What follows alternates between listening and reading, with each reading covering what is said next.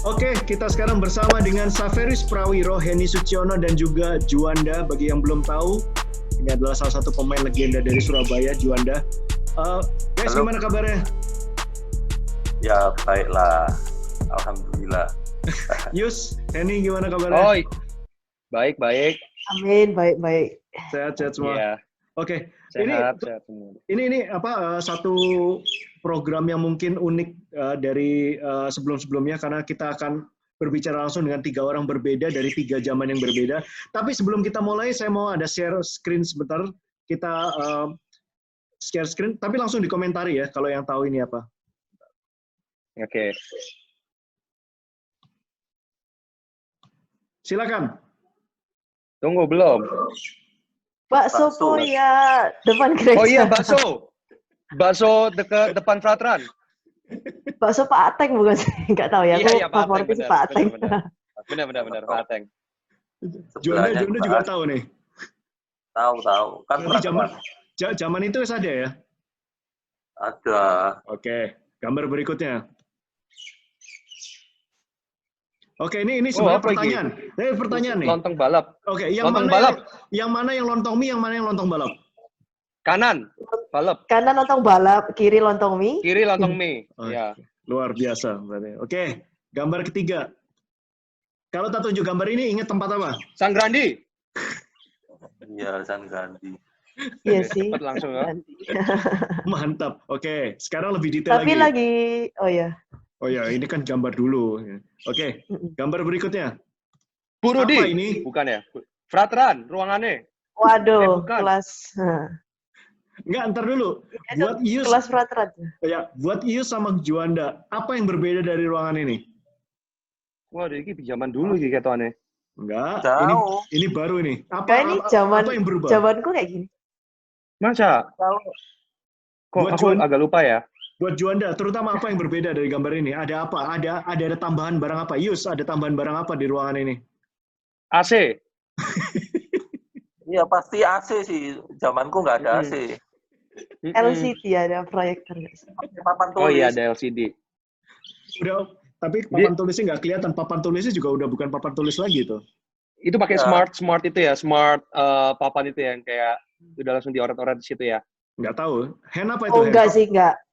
Enggak, cuma spektor. kayak proyektor kalau ada presentasi dicolok ke laptop gitu-gitu aja sih. Oh, oke. Oh, Mega. beda, Mas. Itu HP. Oke, sekarang kita gambar terakhir. Nah, logo ini- Sabta Dwi. Oh iya. logo apa ini? Bajunya Fratran. Bajunya Yayasan. baju. Nah, Ah, logo dipakai waktu pakai baju apa nih? Pakai baju warna hijau-hijau. Gue juga nggak tahu ya, lupa ya. Waktu itu Nggak. pakai pokoknya. Sebabnya ini zamannya Hen ini mungkin berbeda, Hen ya. Bajunya bukan warna hijau lagi, Hen ya, zamanmu ya. Ada Pakai putih apa? hijau, ada krem, Nah, putih Oh iya abu-abu. sama. Hmm. Ada krem, ada Sama. putih hijau. Tapi ada dasinya. Modelnya yang baru itu ada pakai dasi. Kalau Oh pakai iya, ini nggak ada. hijau sama krem. dulu Dulu nggak ada. ada. zamannya Juanda ada krem. Krem nggak ada. Hijau sama abu-abu. Oh, sama putih nih nggak salah itu ya. Hijau, abu-abu. Zamanku cuma Iya, krem dua ada. sih. Zamanku 3. Oke. Ada rasanya. Ya udah, yang penting kita udah establish satu fakta bahwa kalian bertiga atau kita berempat lah ya, kalian kita semua ini berasal dari satu sekolah yang sama, cuma dari zaman yang berbeda. Nah, kita mungkin mulai dari Juanda dulu nih. Ini Juanda yang notabene Paling pemain yang senior. paling senior di antara kita semua di sini nih. Juanda inget nggak waktu Fratran dulu tandingnya di mana? Waktu ada kayak Fratran Cup itu. Di CLS lama ya. Ya, di mana itu? Indrapura. Jalan Indrapura. Henny tahu? Enggak pernah tahu yang Gor CLS yang lama. Taunya yang Kertajaya. Ius ngalamin juga nggak? Enggak. Indrapura udah nggak ngalamin. Oh, ya? Ya di Gor CLS yang baru itu yang Kertajaya. Kertajaya. Wah, Ya. Juanda, bisa ceritain itu pengalaman kalau tanding di Indrapura gimana itu? Ya, yang pasti sih lantainya keras ya. Karena Jadi kalau jatuh ya langsung luka semua. Kalau bukan sekarang kan itu namanya apa Semen, namanya? Indrapura semen soalnya. Iya semen, masih tapi tempatnya terbuka atau tertutup itu? buka. Terbuka. Jadi kalau hujan ya sudah besok. Tapi ya rame. Karena tempatnya kan kapasitasnya mungkin 1.000 kali ya. Masa? Ya. Sekitar segitulah. Jadi ya itu mepet loh ya. Waktu itu main buat Veteran dari tahun berapa sampai tahun berapa? Ingat nggak? Lulus 95, 92 sampai 95 berarti. 92, 95. Yus? Oh enggak, kalau aku cuma setahun. Aku tuh dari SMA. SMA sampai SMA kelas 2. Kelas SMA kelas 2 awal-awal tuh aku udah pindah ke Jakarta. Tahun berapa ya? Tahun berapa waktu itu? Aduh, tahun berapa berarti? 2002. Aku pindah Jakarta 2002. Mungkin 2001, 2000 ya, sampai 2002 lupa aku. Tahun 2000 sampai 2002 ya. Henny? 2001 sampai 2002 kayaknya. Oke. Atau 2000, 2001 lupa. Oke. Nah. Henny tahun berapa? 2008 sampai 2010. Nah, ini ada 3 zaman yang berbeda. Juan mungkin bisa ceritain dulu, waktu zaman itu kompetisinya seperti apa ya waktu itu basket Indonesia waktu saat itu? Ya nggak sebanyak sekarang. Kobatama waktu itu ya? Setelah lulus SMA, waktu itu Kobatama kan? Ya, masih Kobatama kalau yang level senior ya. Ya. Masih Kobatama namanya. Setelah itu juga masih ada pemain asing. Awal-awal pemain asing kan. Waktu itu tim-tim apa aja waktu bertanding waktu itu? Dari tahun 95, 96, 97 itu? 95-an. Waduh, aku agak lupa ya. Waktu itu bukannya Juanda langsung diajak main sama salah satu tim dari Kobatama gitu? Enggak, waktu SMA kan aku masih yang ini, divisi. Setelah SMA? Divisi, setelah masuk kuliah, itu Kobatama asing. Oke. CLS. Tapi banyak nggak main. Cuma pemain latihan doang. Tapi nggak pernah ikut tanding. 95, 96. 97 aku main LMI. 98 atau 99 main Kobatama lagi. Buat CLS? Ya. Setelah itu? Sampai 2001 mungkin ya. 2002 ganti, 3, 4, 5, 6. Ya, 2001, 2002 berhenti, 2003 ke Bhinneka. Main berapa lama waktu itu di Bhinneka? 4 tahun. Bareng sama Loli sekali itu? Angkatannya Loli, Packing Die? Ya, betul. Setelah Bhinneka, karirnya? Berhenti, udah pensiun, nggak bisa jaga Yus, langsung pensiun. Aduh, Oke. Itu Kobatama lagi, main di Go Skate. Go Skate ya? Main di Go Skate. Okay. Nah, Yus waktu itu dari SMA pindah ke Jakarta karena apa ya? Ada tawaran dari Aspak sih. Jadi 2000, aku pindah ke Jakarta itu kapan ya? 2002. Itu ditawarin sama Aspak. Kebetulan Aspak kan mau bikin proyeksi buat regenerasi timnya dia kan. Jadi kita diambil 9 orang dari Kejurnas, ngambil dari Kejurnas dari satu Indonesia. Nah proyeksinya untuk itu, tapi ternyata setahun kemudian ada peraturan IDL itu kalau nggak salah draft yang pertama itu. Akhirnya bos bubarin, tinggal aku sama Jansen dulu. Kalau pernah tahu? Iya. Ya itu 2002 aku dari. Jadinya itu dulu aku main di tim namanya Sahabat Surabaya. Tanding ke Jurnas di Solo.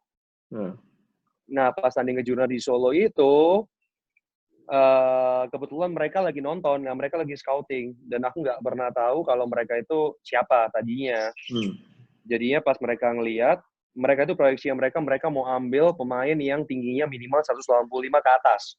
Jadi proyeksi mereka. Nah, ketika aku tanding di situ, tim aku juga juara, sahabat. Nah, udah gitu, ini versinya bos ya. Bos bilang ke si official sama salah satu pelatih Jawa Tengah kalau nggak salah ya. Dia bilang, ya gue maunya yang lain boleh nggak dapet, tapi gue maunya cuma satu orang itu yang gue dapet. Gitu. Ya gue.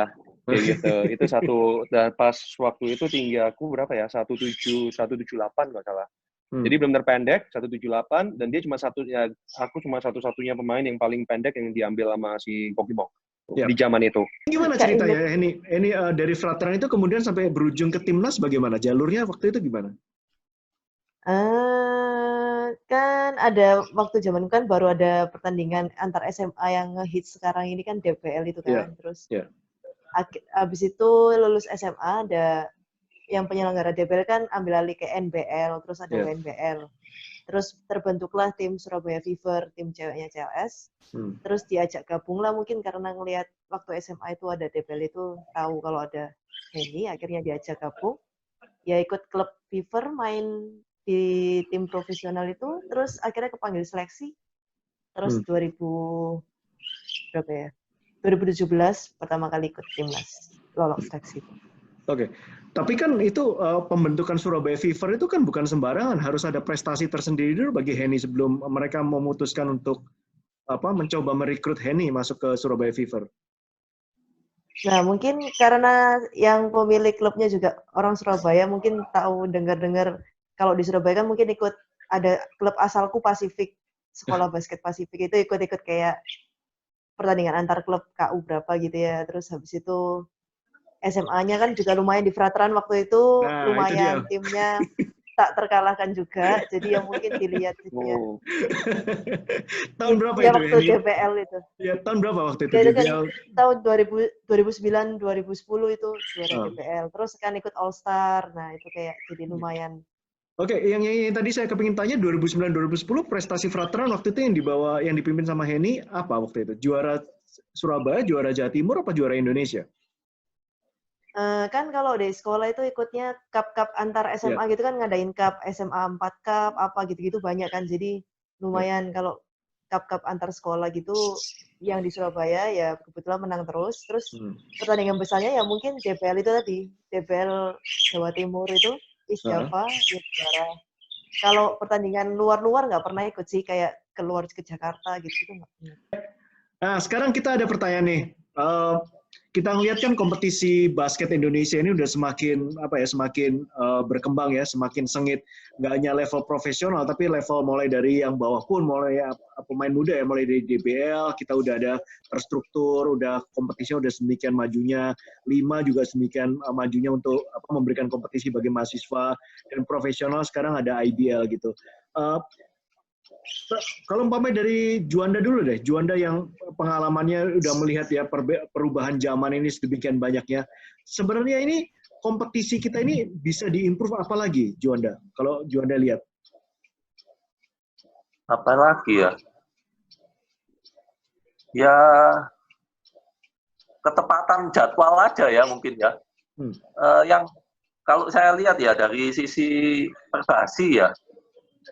Ke Jogja itu waktunya itu nggak bisa fix gitu loh. Kadang bisa ada, kadang enggak gitu. Termasuk yang ke Jurnas.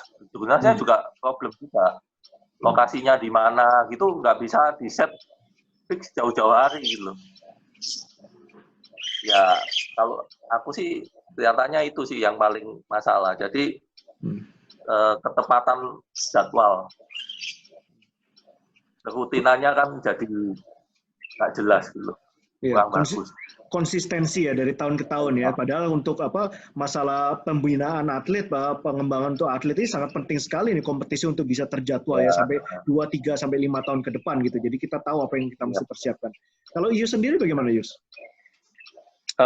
So far kalau menurut saya sebenarnya kompetisinya paling mungkin kurang banyak, gamenya kurang banyak di profesional. Saya nggak tahu sih yang di bawah-bawahnya. Tapi kalau kepikiran saya adalah kalau bisa itu apa ya? Saya tuh pingin dari dulu tuh pingin basket tuh kalau bisa jadi industri. Kan di Indonesia sekarang setiap kali ngomongin tentang basket, ngomongin tentang olahraga tertentu, pasti bilangnya adalah kayak negatif, kayak basket, why? Kenapa lu harus latihan basket? Kenapa lu harus kayak gini, kayak gini, kayak gitu, kayak gini, kayak gini? Lu nggak bisa hidup, nggak bisa apa, nggak bisa apa. No, persepsi itu sebenarnya kayak kita mesti hilangin persepsi kayak gitu. Tapi persepsi ini udah ada nggak pada waktu zaman Ius, waktu apa diambil oleh Aspak dulu? Apakah persepsi ini sudah ada waktu itu dan masih tetap ada sampai hari ini? Kayaknya persepsi itu sih pasti ada. Maksudnya persepsi apa nih? Persepsi kayak kenapa lu harus main basket atau persepsi kayak waktu zaman Ius dulu memang orang-orang udah mikirnya kayak gitu. Ada, iya banyak banget yang mikir kayak gitu. Dan setiap kali mereka kayak ketemu saya, ketemu siapa, teman-teman saya, ketemu ini, selalu pertanyaannya cuma hal yang sama. Kenapa lu harus main basket? Kenapa lu harus kayak berkarir di basket? Padahal basket tuh nggak ada apa-apanya, nggak ada nilainya. Buat saya pribadi ya enggak gitu loh. Buat saya pribadi itu enggak kayak gitu. Tapi ya gitu, kalau kalian emang bener banget, apa ya sebenarnya ngomongnya ya, kalau lu nggak punya achievement di basket, nggak punya apa-apa, nggak punya achievement, nggak punya title apapun, mungkin iya ngapain lu harus main basket. Tapi kalau seandainya lu punya title, lu punya achievement, lu punya brand, dalam arti kayak belakangnya adalah lu udah main di nasional, lu udah main di mana itu beda. Tapi ya yang saya mau omong adalah alangkah baiknya itu sebenarnya nggak perlu kita nunggu kayak kita mesti jadi achievement kayak kita main di timnas, kita main di apa, baru kayak basket itu menghasilkan. Tapi alangkah baiknya itu semua tim berpikiran hal yang sama kayak basket ini bisa jadi industri loh. Basket ini bisa jadi kayak investasi loh. Jadi maupun nantinya jadi kalau ketika mereka berpikiran semua kayak gitu, otomatis kan berlomba-lomba gimana caranya basket ini jadi industri kan. Otomatis efeknya ke pemain-pemain itu adalah wow, basket udah jadi industri, udah jadi kayak gini. Gue bisa kayak menaruh apa yang hati gue sepenuhnya untuk gue latihan benar-benar, untuk gue achieve gitu. Otomatis kan kalau dengan kayak gitu kan basket jadi lebih naik. Itu sih yang kepinginnya gue sebenarnya. Ya. Ini kan sekarang juga udah pernah ikutan ke timnas ya. Kalau Henny melihat kekuatan dari timnas Indonesia sekarang di Asia Tenggara, seberapa sih level kita dibandingkan sama negara-negara Asia Tenggara lainnya? Menurutku sih, ya aku baru 3 tahun terakhir ini sih ikut timnas, terus kan ikut SEA Games gitu-gitu. Ya, skill kita sih masih bisa dikatakan bersaing juga sih sama Filipina sama Malaysia.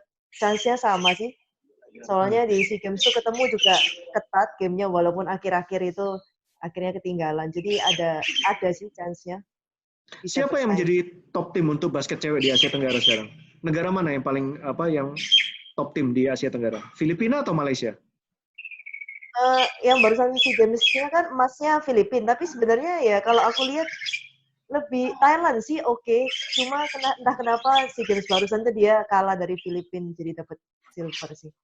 Malaysia udah ada beberapa yang seniornya itu retired jadi masih membina yang muda-muda lagi sih tapi kalau dari Henny sendiri sebenarnya supaya timnas putri Indonesia ini menjadi kuat dan bisa istilahnya mencapai ya menjadi yang terkuat di Asia Tenggara, program apa yang mesti dilakukan untuk timnas putri kita?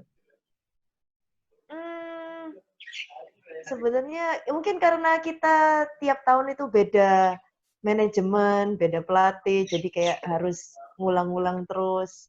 Ya mungkin kayak kalau lihat dari tim Malaysia atau Filipina atau lain-lainnya sih rata-rata di luar itu kayak orangnya ya itu aja, habis itu jangka panjang gitu sih programnya. Kalau di Indonesia kan beda karena pendanaannya juga kayak anggarannya per tahun, terus siapa yang jadi manajer yang mau ngajukan, jadi ya harus selalu kayak gonta-ganti, harus kayak beradaptasi lagi gitu. Yus, gimana Yus? Jadi kayaknya harus program jawaban. Pendapat Yus terhadap statement dari Henny tadi gimana? Itu ada benarnya? Kayak gue bingung ya, mau jawab apa ya? Ya mungkin kali ya. Tapi kayaknya kita, kalau dari saya pribadi itu, kita nggak bisa mencapai target di internasional itu. Level kita kan so far sampai SEA Games ya. Belum sampai loncat ke mana kan ya. Karena kayak persiapan ya. Kalau saya bilang tuh persiapan, kadang-kadang persiapannya aja sih. Kalau di timnas itu kan sebenarnya nggak terlalu, kalau waktu ini yang saya alamin ya, tukar-tukar pelatih sebenarnya nggak terlalu ada efeknya, tapi nggak terlalu signifikan. Tapi kalau seandainya persiapannya itu lebih panjang, biasanya kan persiapan kita mau ke SEA Games itu kan cuma paling sekitar 6 bulan. Berapa? Jadi nggak lama, nggak panjang. Itu yang bikin kita akhirnya kayak kurang berprestasi kayak gara-gara kayak gitu. Oke. Gitu. Oke. Oh ya, sama kalau boleh nambahin. Iya. Kalau boleh nambahin mungkin juga kalau kita persiapan kan TC mungkin TC cuma sekali ya. Mungkin kayak kita butuh jam terbang juga lebih banyak gitu supaya lebih percaya diri juga lawan tim negara-negara lain. Iya, betul. Kita nggak biasa, iya betul. Tahu sih enggak gitu. Oke. Sekarang saya mau tanya ini karena kalian kita semua ini asalnya dari Surabaya. Tapi dari pandangan kalian sendiri ya, Juanda, Ius dan juga Henny. Kalau ada orang bertanya kenapa sih basket ini memiliki fanatisme yang tinggi sekali di Surabaya, kira-kira apa yang menjadi penyebabnya? Mungkin Juanda duluan nih yang merasakan penonton yang harus menonton di lapangan terbuka yang kalau gerimis bubar kayak gitu. Apa ya? Masa sih Surabaya kayak gitu? Apalagi kalau kita berkaca di kacamata IBL ya, atau di Pro ini kita melihat kalau antusiasme penonton di Gor Kertajaya itu luar biasa sekali gitu. Baik yang main itu CLS Knight atau siapapun dari Surabaya atau di DBL Arena umpamanya, itu pertandingannya juga selalu luar biasa sekali ya fanatismenya. Ini melebihi ya dari kacamata saya, melebihi dari kota-kota lain gitu. Kalau dari pengalaman Juanda sendiri tahun itu bagaimana? Saya rasa juga besar juga kan animo masyarakat. Ya sih. Waktu itu. Memang, kita lingkungan basketnya mungkin juga banyak gitu loh ya di Surabaya.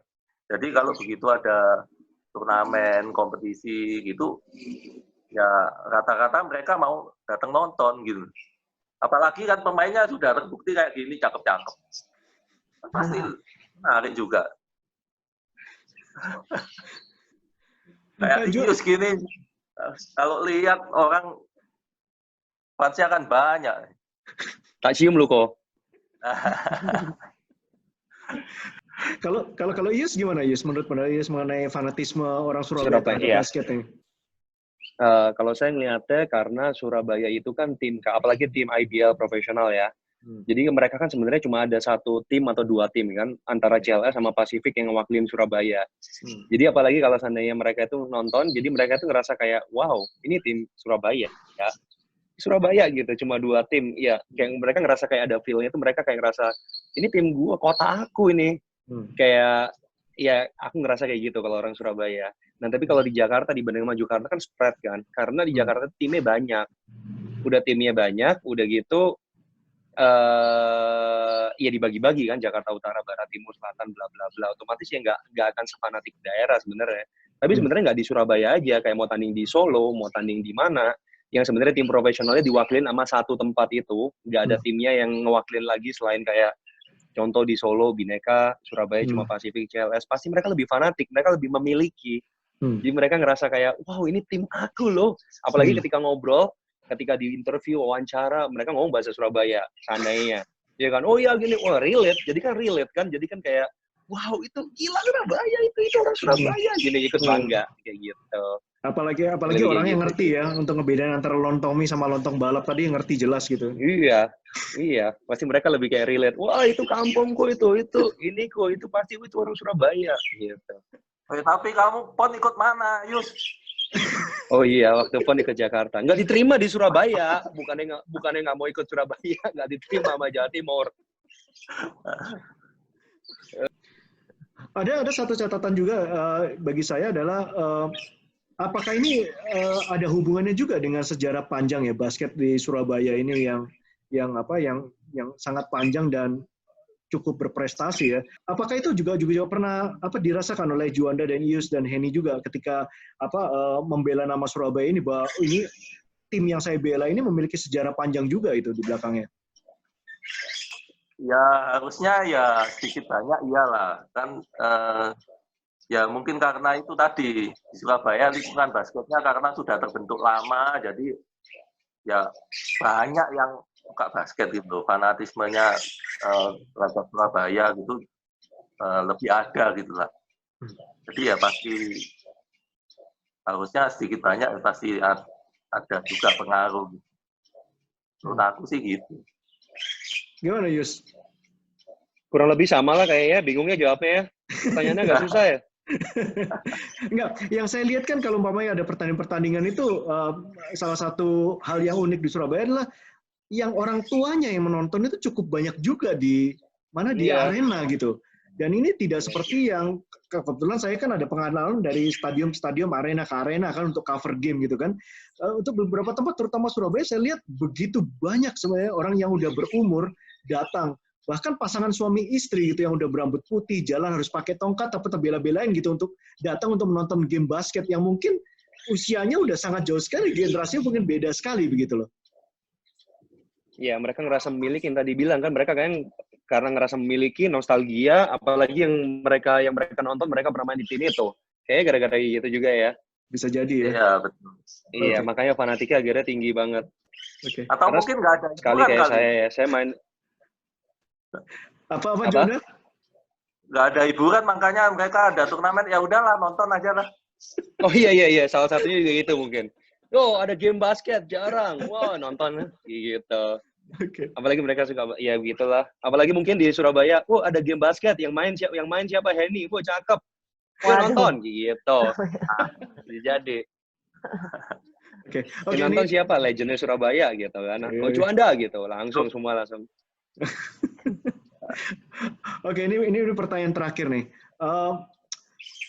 Kita kan tahu Henny kan masih memperkuat timnas kita ya, masih dalam usia yang sangat produktif sekali. Ya mudah-mudahan ini bisa terus berkarir di timnas Indonesia. Kalau ada nggak advice dari Juanda dan juga dari Ius buat Henny? Juanda dulu deh. Apa ya advice-nya? Nggak ada dah. Halo. Ya, kira-kira apa yang mesti Henny mungkin bisa siap-siap untuk siapkan atau preparation untuk Henny supaya bisa skill-nya bisa lebih tinggi lagi dan bisa bantu Indonesia untuk capai prestasi lebih tinggi lagi di event internasional? Ya tetap berlatih aja. Tetap berlatih memperbaiki kekurangan. Itu aja sih. Siap. Yus? Kalau dari aku apa ya? Jadi gini, setiap kali itu banyak banget di Jakarta, banyak ya nggak di Jakarta aja, banyak pemain-pemain muda itu pada tanya sama saya, lu gimana sih caranya main? Lu gimana sih caranya bisa kayak gini? Lu bisa gimana sih kayak gini-gini? Sebenarnya jawaban saya cuma satu sih. Intinya kayak Henny sekarang, maksudnya jangan pernah kayak ngebandingin diri lu sama orang-orang. Lu boleh punya kayak kamu boleh punya kayak role model siapa, tapi jangan pernah kayak ngebandingin diri kamu kayak kamu udah punya strength masing-masing kan. Setiap orang tuh punya strength masing-masing, setiap orang tuh diciptain punya tujuan masing-masing, diciptain, apalagi kalau basket itu kan all about teamwork kan. Jadi kan puzzle small puzzle gitu kan. Nah, ada baiknya kalau kita seandainya punya semua puzzle itu kita bisa one man show, tapi kan nggak mungkin. Kebanyakan tuh mostly orang tuh pasti punya beberapa puzzle yang diisi sama para pemain tuh sehingga jadi perfect. Nah, dengan apa yang kamu punya, strength apa yang kamu punya, kamu jangan pernah ngebanding-bandingin, jangan pernah kayak ngebandingin diri kamu sama, minder sama siapa, ini kayak lebih baik, ini lebih itu, nggak pernah. Yang pasti kamu percaya sama diri kamu, strength kamu di mana, strength kamu di A, strength kamu di B, ya kamu matengin aja strength kamu. Karena dari setiap strength kamu itu orang pasti butuh strength kamu. Karena kalau orang nggak butuh strength kamu, kan nggak akan bisa kamu masuk main di nasional. Itu doang sih. Dan jangan pernah kayak punya pikiran kayak minder. Contohnya, kayak sekarang, lawan berat kita itu adalah Malaysia, Thailand, kayak gitu seandainya gitu kan. Tapi gimana caranya kayak kita lawan mereka, even gue takut, even gue nggak pede, even gue nggak confidence, tapi gue mau step up, gue mau ngelangkah, selangkah, supaya gue pada suatu hari nanti, ketika gue udah pensiun, gue udah minimal, gue udah ngelakuin yang terbaik, dan kita nggak akan pernah, ketika kita lihat ke belakang, kita nggak akan pernah kayak ngerasa kayak, wow, kenapa gue dari dulu nggak pernah ngelakuin gini ya, kenapa gue dari dulu nggak pernah ngelakuin gitu ya, gitu aja sih sebenarnya. Jadi jangan pernah ngebanding-bandingin, itu strength-nya aja. Sip. Oke, terima kasih. Nah, kalau Henny sendiri, Henny kalau umpamanya ada fans basket, terutama pemain basket putri yang masih muda-muda, yang ingin mengikuti jejak Henny menjadi pemain basket, baik di semi profesional, amatir maupun profesional, jadi pemain tim apa? Terutama untuk pemain basket yang sekarang akan memperkuat atau sedang memperkuat tim Frateran gitu. Kira-kira ada advice apa buat mereka? Ya setuju sih, harus terus berlatih giat, terus juga selalu melakukan yang terbaik kan setiap kali latihan dan pertandingan. Habis itu apa ya?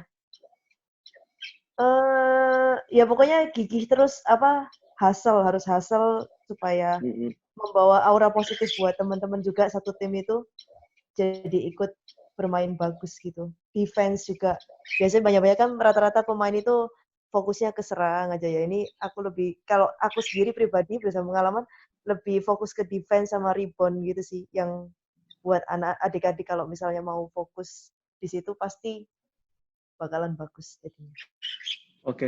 Oke, Henny, ini kapan nih rencana mukbang ini, Pak Sopoya sama tahu lontong balap itu bakal ada rencana nggak ini mukbang itu? Belum ada sih ini, karena equipmentku, HP-ku itu lagi error, jadi jarang-jarang mukbangnya sesekali aja. Lagi ada corona ya, nanti kalau udah pandemi juga. Udah PSBB udah dicabut baru bisa ini lagi ya. Nanti ditunggu ya, mukbangnya Mbak Sopoya terutama. Kalau advice buat KPDU sama aku nggak ada ini. Loh, justru saya yang lebih muda yang harus belajar dari senior-senior, sudah banyak pengalaman pasti. Oke guys, thank you so much. Ini luar biasa sekali kita dapat kesempatan untuk berbicara dengan para pemain basket alumnus dari SMA Katolik Frateran Surabaya dari 3 zaman berbeda. Mereka share mengenai view mereka dari perspektif mereka masing-masing mengenai basket Indonesia saat ini.